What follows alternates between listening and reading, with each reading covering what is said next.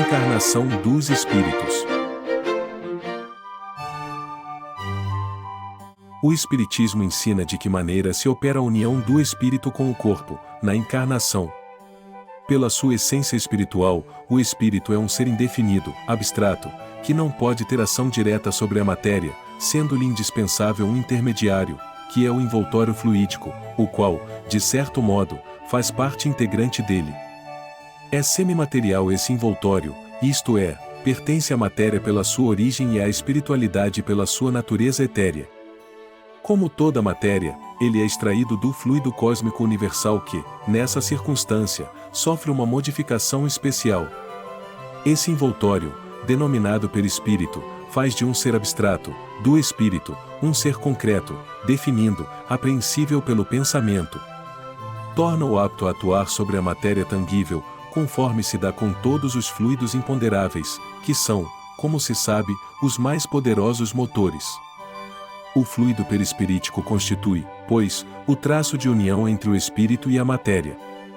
Enquanto aquele se acha unido ao corpo, serve-lhe ele de veículo ao pensamento, para transmitir o movimento às diversas partes do organismo, as quais atuam sob a impulsão da sua vontade e para fazer que repercutam no espírito as sensações que os agentes exteriores produzam. Servem-lhe de fios condutores os nervos como, no telégrafo, ao fluido elétrico serve de condutor o fio metálico. Quando o espírito tem de encarnar num corpo humano em vias de formação, um laço fluídico, que mais não é do que uma expansão do seu perispírito, o liga ao germen que o atrai por uma força irresistível, desde o momento da concepção. À medida que o germen se desenvolve, o laço se encurta.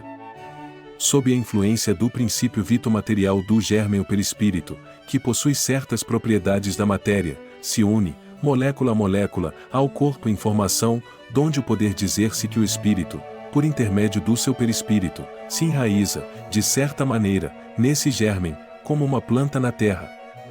Quando o germen chega ao seu pleno desenvolvimento, completa é a união ou nasce então o ser para a vida exterior. Por um efeito contrário, a união do perispírito e da matéria carnal, que se efetuara sob a influência do princípio vital do germen, cessa, desde que esse princípio deixa de atuar, em consequência da desorganização do corpo. Mantida que era por uma força atuante, tal união se desfaz, logo que essa força deixa de atuar. Então, o perispírito se desprende, molécula a molécula, conforme se unira, e ao espírito é restituída a liberdade. Assim, não é a partida do espírito que causa morte do corpo, esta é que determina a partida do espírito. Dado que, um instante após a morte, completa é a integração do espírito, que suas faculdades adquirem até maior poder de penetração, ao passo que o princípio de vida se acha extinto no corpo, provado evidentemente fica que são distintos o princípio vital e o princípio espiritual. Do livro A Gênese, capítulo 11 itens 17 e 18.